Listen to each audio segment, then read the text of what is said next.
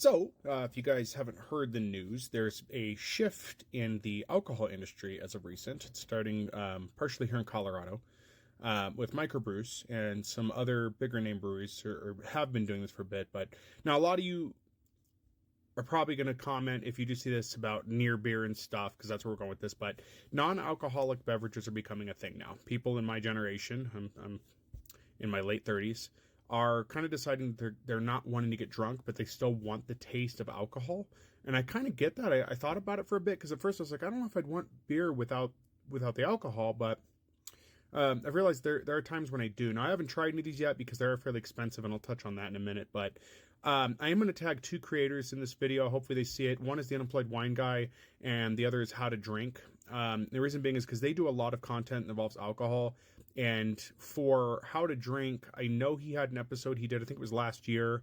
It might be 2 years old now because time goes by so fast, where he was doing samples of different alcohols, and he almost hurt himself because he had this grid of so many shots and whatnot that I understand the thinking. He didn't think it was going to be that bad, but he did something like 40. I could be wrong on that number, but it was a lot. It was a lot.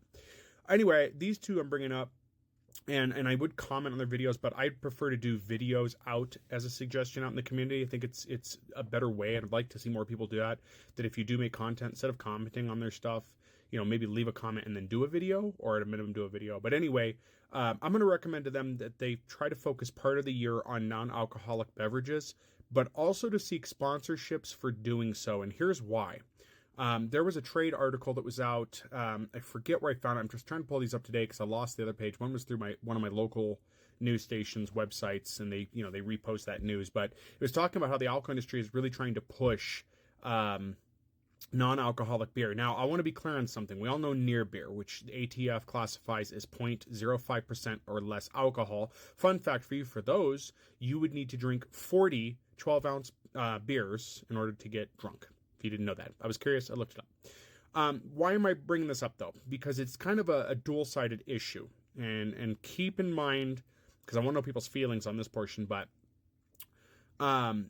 newer alcohols are putting out Sarah Brewing, I think is what it's called. I have bad with pronunciations on this. Blue Moon and a couple of other brewers have made near beers. But now this is for dry January, but the industry is looking to add this as a regular kind of deal. CERIA Brewing Company. The guy there used to work for Blue Moon, from what the article I'm reading here says, and he's created a completely alcohol-free beer that apparently has the same taste as comparable beers. Now, I haven't tried it yet. I'll probably do a trial here. Since it's not alcohol, it shouldn't violate any policies because there's no alcohol in it. It is a beer-flavored non-alcoholic beverage. I think is interesting because there are times where I want that taste with a meal or, after a meal or just whenever, but I don't want to necessarily get drunk. And I think it's important that people understand that and embrace it. And also, people in my generation have expressed they want mocktails. They don't want to get drunk, but they still want some of those flavors. And if you think that when you're drinking beer, you're just tasting alcohol, you're wrong. There's other flavors in there.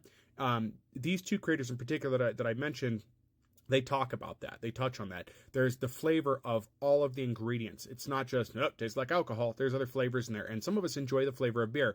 I do not care for a duels. I don't like Coors alcohol-free option. I think they taste horrible.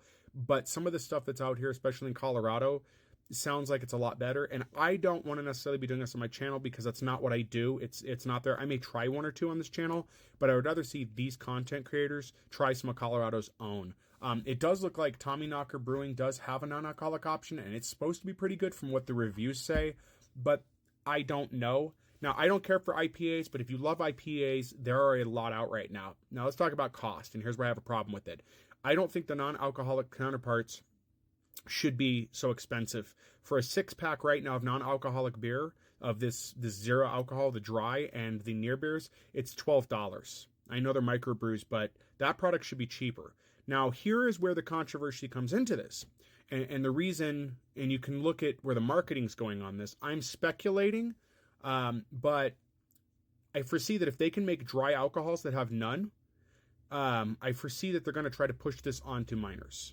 I can see that they're going to make non-alcoholic beers a loop for people who are at least 15. Why do I say this? Because they don't want to be framed in the mind of they're contributing to the delinquency of minors, right? Alcohol is one of those things kids drink. Kids have already been shown that they would rather have their own sealed beverages. That's been seen. We saw it with the jugs and stuff. But if they can get a hold of something that tastes like beer, they're going to feel more adult, right? And that can lead into a whole lot of problems because they're going to get hooked on that flavor. They may actually go to regular alcohol. Maybe not. Maybe I'm blowing up proportion. But I do foresee where they start marketing near beer to kids. Or not near beer, but these dry beers. Not the microbrews, but bigger ones. That's what I see. So anyway, what are your thoughts on that? And where do you see this going? Have you tried any of these Colorado beers if you're from Colorado that are non-alcoholic? What do you think? What's the flavor like? And again, I'll tag us creators and hopefully they respond or pick it up and see what they can do with it.